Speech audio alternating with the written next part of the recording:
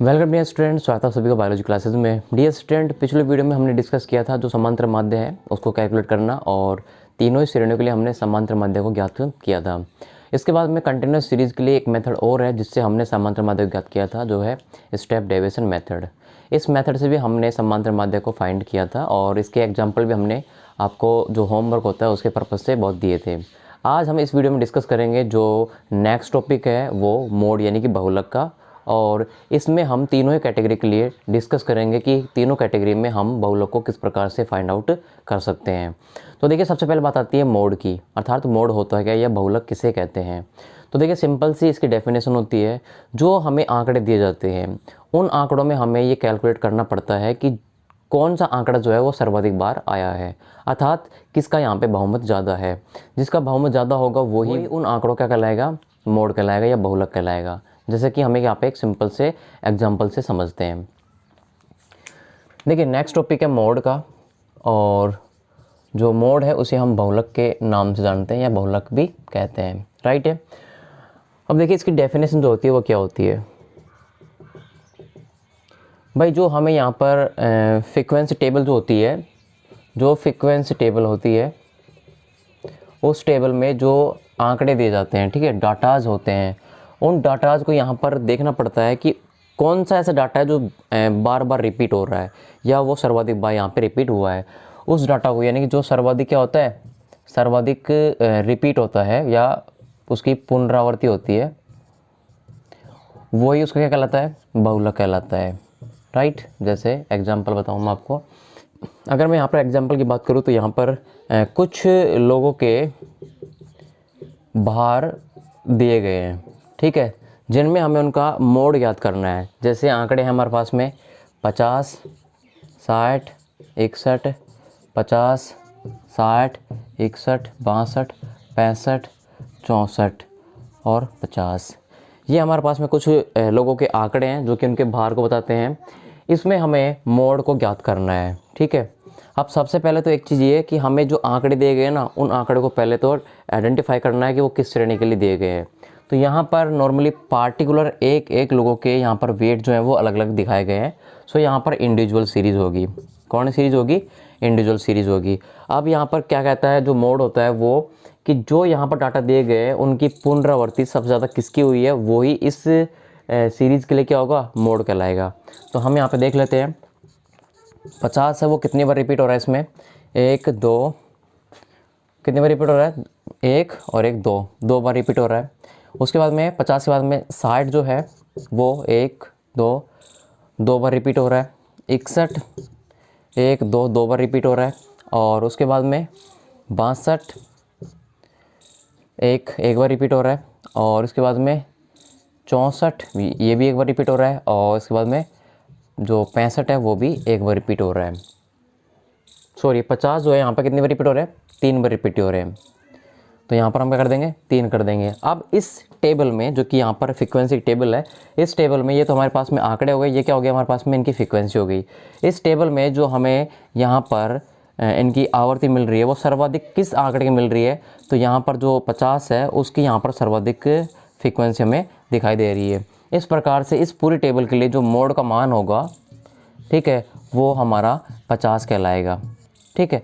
अब इसमें क्या होता है कि जो मोड होते हैं ना वो 3 कैटेगरी के होते हैं। मोड यानी कि मोड के टाइप जो होते हैं ना वो 3 प्रकार के मोड हो सकते हैं। टाइप की बात करें तो पहला टाइप हो सकता है यूनी मोड।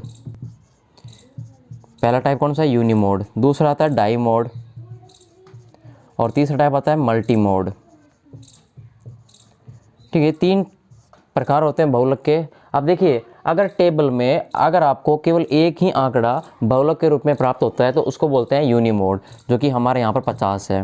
अगर इसी क्वेश्चन में अगर मैं यहाँ पर 60 की वैल्यू को और बढ़ा देता हूँ, अर्थात एक आंकड़ा यहाँ पे ऐड और कर देता हूँ 60, तो इस प्रकार से अब यहाँ पे हम जब काउंट करेंगे दोबारा से इसको, तो यहाँ पर 50 की वैल्यू भी 3 रहेगी, 60 यहाँ पे 2 थे तो अब ये कितने हो जाएंगे, 3 हो जाएंगे।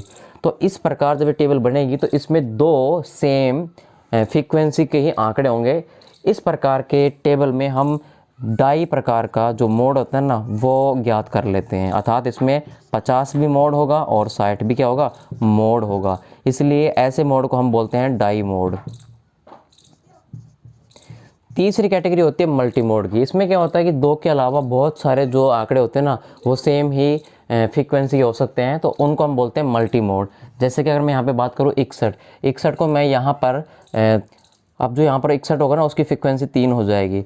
तो इस प्रकार से 50, 60 और 61 तीनों ही यहाँ पर क्या होंगे, मोड कहलाएंगे। बट यहाँ पर 3 मोड होने की वजह से ये क्या हो जाएगा, मल्टी मोड हो जाएगा। क्या हो जाएगा, ये मल्टी मोड हो जाएगा। तो इस प्रकार से मोड वह संख्या होती है जो फ्रीक्वेंसी टेबल में सर्वाधिक बार रिपीट होती है, उसे हम मोड कहते हैं। मोड 3 कैटेगरी के हो सकते हैं। यूनी मोड जिसमें एक ही केवल संख्या होती है जो सर्वाधिक बार आती है। डाई मोड जिसमें 2 संख्याएं होती हैं जो बराबर फ्रीक्वेंसी की होती हैं। और मल्टी मोड जिसमें 2 के अलावा 3, 4, 5 कितने भी हो सकते हैं जो सब क्या होते हैं, फ्रीक्वेंसी में समान होते हैं। तो वो सारे क्या कहलाएंगे, उसके मोड कहलाएंगे। तो ये जो मोड है वो हमने आज इंडिविजुअल सीरीज़ के लिए यहाँ पे डिस्कस किया है। नेक्स्ट सीरीज जो आती है हमारे पास में, वो नेक्स्ट पढ़ेंगे डिस्क्रीट सीरीज में मोड कैसे कैलकुलेट करते हैं। देखिए, मोड ज्ञात करने के लिए यहाँ पर जो सेकंड कैटेगरी है वो है डिस्क्रीट कैटेगरी, यानी कि खंडित श्रेणी। और इस श्रेणी में हम जो मोड कैलकुलेट करेंगे वो एक टेबल बना करके करेंगे। और इस टेबल में यहाँ पर टेबल का फॉर्मेशन जो है वो एक डिफरेंट तरीके से होगा। फिर इसके बाद में हम एक और टेबल यहाँ पे बनाएंगे जो कि हमारी एनालिसिस टेबल होगी। तो कहने मतलब क्या है, सेकंड अगर मैं बात करूँ यहाँ पर मोड को फाइंड आउट करने के लिए जो सीरीज़ है वो है डिस्क्रीट सीरीज। डिस्क्रीट सीरीज़ के लिए हम मोड कैसे कैलकुलेट करते हैं, तो याद रखना 2 चीज़ें इंपॉर्टेंट इसमें 2 टेबल का फॉर्मेशन होगा। पहली टेबल होगी फ्रीक्वेंसी टेबल और दूसरी टेबल होगी एनालिसिस टेबल। इसमें 2 टेबल बनेंगे, किसमें, डिस्क्रीट सीरीज में मोड को ज्ञात करने के लिए। फ्रीक्वेंसी टेबल जिसमें हम बारंबारता सारणी को बनाएंगे, जो कि हमने समांतर माध्य के लिए भी बनाई थी और नॉर्मली अभी जो जस्ट यहाँ पे हमने मोड पढ़ा है उसके लिए भी बनाई थी। एनालिसिस टेबल जो है वो क्या होती है वो भी हम यहाँ पे डिस्कस करेंगे। तो पहले हम जो यहाँ पे हैं फ्रीक्वेंसी टेबल को समझते हैं, फ्रीक्वेंसी टेबल मोड के लिए कैसे बनती है। छोटा सा एग्जाम्पल लेके चलते हैं जिसमें बताया गया है कि कुछ व्यक्ति हैं जिनके हार्ट बीट जो है वो निम्न प्रकार दी गई है। उनको हम यहाँ पर लिख लेते हैं 72, 70, 73, 74, 80, 82, 84 एंड 86। इनकी फ्रीक्वेंसी भी हमें दी गई है।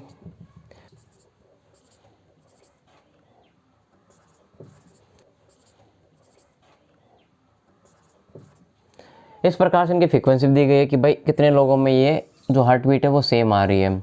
अब हमें क्या करना है कि इस क्वेश्चन से मोड ज्ञात करना है, बहुलक ज्ञात करना है। तो देखिए, सबसे पहले क्या होगा, फ्रीक्वेंसी टेबल बनेगी। फ्रीक्वेंसी टेबल बनाने के रूल्स होते हैं जिसमें हमें सबसे पहले एक्स की वैल्यू लिखनी पड़ती है पहले कॉलम में, दूसरे कॉलम में हमें फ्रीक्वेंसी लिखना पड़ता है, तीसरे कॉलम में फ्रीक्वेंसी ही लिखनी पड़ती है, लेकिन फ्रीक्वेंसी का तरीका जो होता है ना वो डिफरेंट होता है। तो यहाँ पर फ्रीक्वेंसी तरीका क्या है, जो पहली फ्रीक्वेंसी होगी दूसरी फ्रीक्वेंसी होगी उनको जोड़ देंगे, तीसरी को और चौथी को जोड़ देंगे, पांचवी को और छठी को जोड़ देंगे। ऐसा कॉम्बिनेशन से जो कॉलम बनेगा ना वो तीसरा फ्रीक्वेंसी का कॉलम बनेगा। नेक्स्ट नंबर 4, चौथा कॉलम जो बनेगा वो भी फ्रीक्वेंसी का बनेगा, लेकिन तरीका उसमें अलग हो जाएगा। यहाँ पे पहले और दूसरे जोड़ने से जो फ्रीक्वेंसी आई है वो, लेकिन इसमें अब क्या होगा, दूसरे से और तीसरे से जोड़ने पर जो फ्रीक्वेंसी प्राप्त होगी उसको लिखेंगे। नेक्स्ट चौथे से और पाँचवें से, नेक्स्ट छठे से और सातवें से। इसके बाद में पाँचों जो कॉलम होगा वो डिफरेंट तरीके से बनेगा। अब तक तो 2-2 का पेयर था, अब यहाँ पे 3 का पेयर आएगा, यानी कि फर्स्ट, सेकंड और थर्ड, 4, 5 और 6। इस प्रकार का कॉम्बिनेशन से जो फ्रीक्वेंसी आएगी उसको हम 5वें फ्रीक्वेंसी कॉलम में लिखेंगे। नेक्स्ट छठा कॉलम जो होगा वो भी फ्रीक्वेंसी का ही होगा, लेकिन अब यहाँ पर 3 का एक बेस रहेगा, लेकिन पहले को छोड़ देंगे, दूसरे को, तीसरे को और चौथे को लिखेंगे, पाँचवें को, छठे को और सातवें को यहाँ पे नोट कर देंगे, इस प्रकार से कॉम्बिनेशन से। नेक्स्ट अंतिम जो कॉलम होगा वो भी 7वां फ्रीक्वेंसी का ही रहेगा, लेकिन यहाँ पर जो फ्रीक्वेंसी को हम काउंट करेंगे वो 2 को हटा देंगे और तीसरे के कॉम्बिनेशन से, चौथे के कॉम्बिनेशन से और पाँचवें के कॉम्बिनेशन से 3 के पेयर में बनेंगे, उस प्रकार से हम उसको लिखेंगे। नेक्स्ट छठा, 7वां और 8वां, इस प्रकार से ये 7 कॉलम इसमें क्रिएट किए जाएंगे। अब हम यहाँ पर इस क्वेश्चन के अकॉर्डिंग फ्रीक्वेंसी टेबल को बनाते हैं इस प्रकार से। तो सबसे पहले हमारे पास में आंकड़ा होगा जिसको हम x से रिप्रेजेंट करेंगे, और जो x की वैल्यू जो है जो हमें दी गई है उसको हम यहाँ पर लिख लेते हैं 72। इस प्रकार से हमारे पास में आंकड़े हैं। नेक्स्ट कॉलम आएगा फ्रीक्वेंसी का ही, लेकिन फ्रीक्वेंसी यहाँ पर जो कॉमन हमें क्वेश्चन में दी गई है वो फ्रीक्वेंसी आएगी फर्स्ट में। तो ठीक है, तो यहाँ पर 3 2 2 3 2 2 3 और 4 इस प्रकार से फ्रीक्वेंसी हो जाएगी, राइट। अब यहाँ पर क्या होगा कि इम्पोर्टेंट चीज़ है जो यहाँ पर हमें करनी है, सारे फ्रीक्वेंसी के कॉलम रहेंगे, लेकिन वो फ्रीक्वेंसी कॉलम किस प्रकार के रहेंगे उसको हमें यहाँ पर लिखना पड़ेगा। तो सबसे पहला जो कॉलम बनता है, वो बनता है पहले के और दूसरे कॉम्बिनेशन से, तीसरे के और चौथे के कॉम्बिनेशन से, इस प्रकार से। ये रहा हमारा फर्स्ट। तो यहाँ पर पहली फ्रीक्वेंसी कौन सी है, ये फ्रीक्वेंसी पहली है, ये दूसरी है, दोनों को जोड़ेंगे, जो आंसर आएगा उसको यहाँ इसके सामने लिखेंगे। तो यहाँ पर कितना आ गया भाई, 5 आ गया। नेक्स्ट तीसरी और चौथी को, थर्ड और फोर्थ, ये भी कितना है, 5 है। नेक्स्ट पाँचवीं और छठी को, तो ये 4 है, और सातवीं को और आठवीं को, तो ये कितना भाई, 7 है। इस प्रकार से हमारा पहला फ्रीक्वेंसी का कॉलम बन जाएगा। इसके बाद में नेक्स्ट जो कॉलम आएगा वो आएगा 2 और प्लस 3 का, और 4 प्लस में 5 का, इस प्रकार से। ठीक है, अब इसमें देखते हैं कैसे कैलकुलेट करते हैं इसको। दूसरे नंबर का ये मेन फ्रीक्वेंसी है, इस मेन फ्रीक्वेंसी से आपको बनाना पड़ेगा, राइट।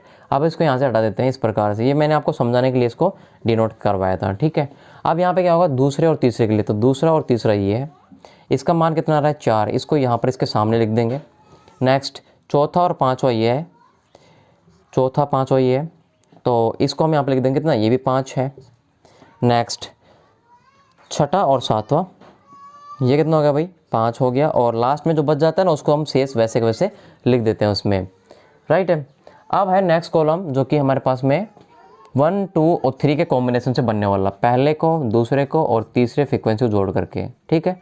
बाद में चौथी होगी, पाँचवीं होगी और छठी होगी, नेक्स्ट अगर होगा तो हम इसको यहाँ से हटा देते हैं इस प्रकार से।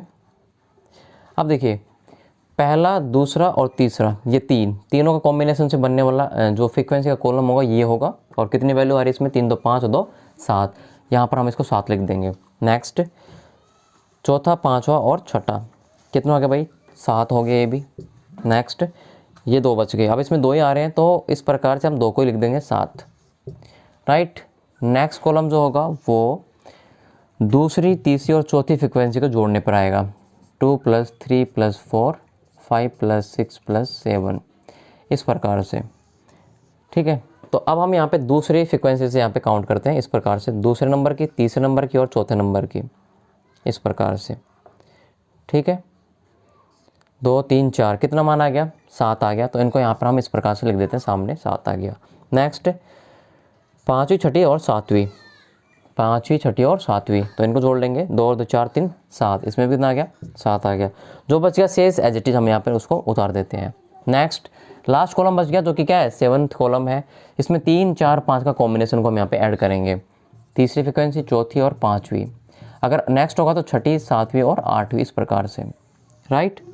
अब इसमें क्या होता है, इसमें हम तीसरे नंबर से यहाँ पे काउंट करेंगे, थर्ड नंबर का ये है, 3 4 और 5 इनका कॉम्बिनेशन, कितना मान आ रहा है इसका, तो 5 2 7, 7 ही मान इसका आ रहा है।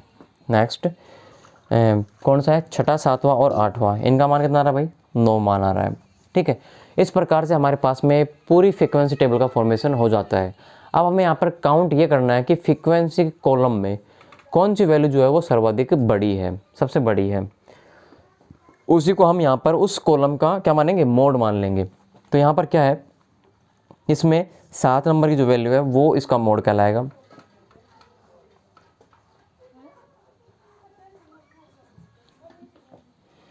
इस फ्रीक्वेंसी के कॉलम में भी आपको फ्रीक्वेंसी को नोट करना पड़ेगा जो सर्वाधिक है, तो इसमें 4 आ रहा है भाई, ये सर्वाधिक रहेगी इसकी।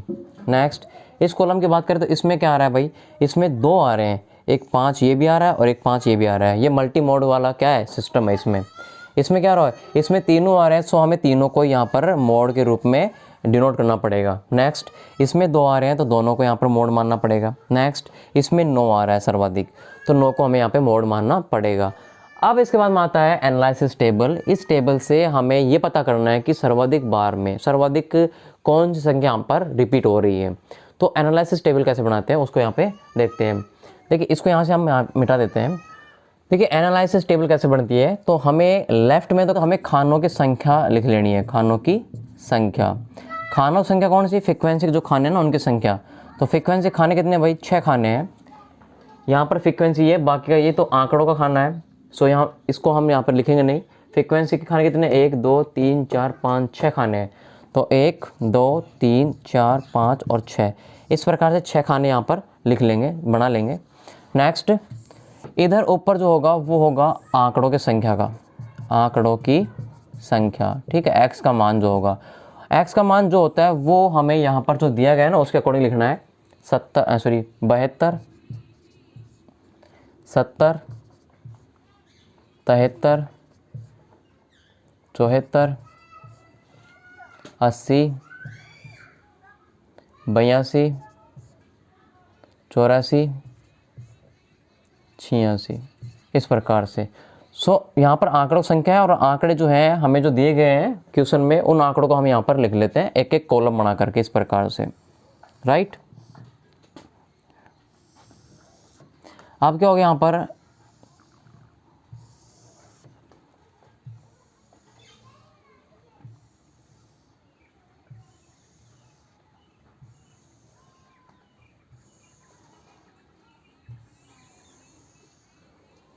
अब देखिए टोटल हमारे पास में ये जो एनालिसिस टेबल है वो बन चुकी है। अब हमें एनालिसिस करना होगा केवल। तो यहाँ पर एनालिसिस कैसे करते हैं, देखिए पहले फ्रीक्वेंसी में जो मोड आया है उसको हम उसी के सामने यहाँ पर रिप्रेजेंट कर देंगे। किस प्रकार से, पहले फ्रीक्वेंसी टेबल में मोड का मान कितना भाई 4, 4 किसके सामने है, 86 का मान के सामने है।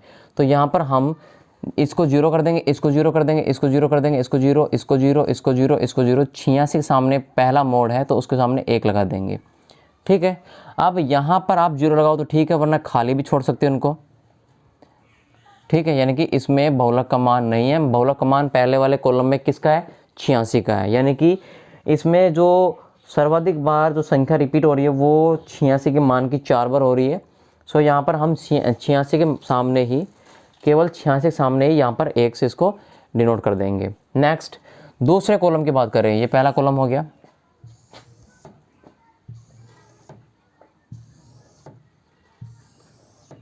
दूसरे कॉलम की बात करें इस कॉलम में, तो इस कॉलम में यहाँ पर हमारे पास में 7 है। अब 7 देखिए किस कॉम्बिनेशन से, पहला दूसरा तीसरा चौथा।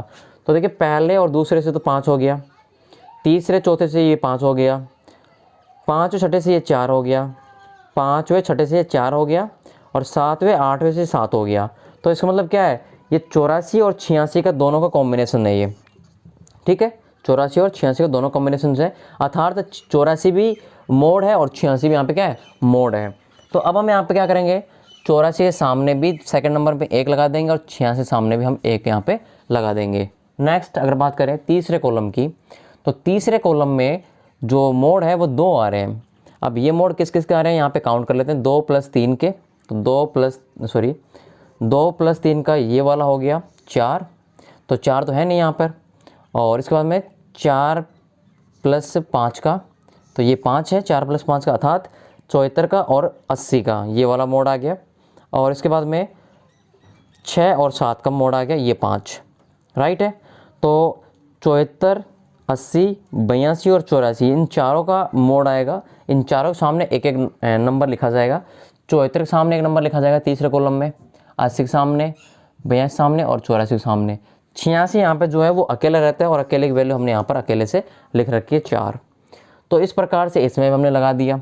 चौथे कॉलम में देखते हैं यहाँ पर 7 और ये 7 और ये 7, मतलब क्या है, टोटल है पहले दूसरे तीसरे, यानी कि इसमें हमने पहले दूसरे और तीसरे के सामने भी आएगा, चौथे पाँचवें छठे के सामने भी आएगा। कैसे आएगा देख लो, इस कॉलम में पहले दूसरे तीसरे जोड़ने पर 7 आया, तो पहला दूसरा और तीसरा तीनों जोड़ा तो 7 आया, ठीक है। तो यानी कि 72 70 और 73 तीनों के सामने एक एक लाइन खींच जाएगी, खींच दी 72 70 और 73 सामने।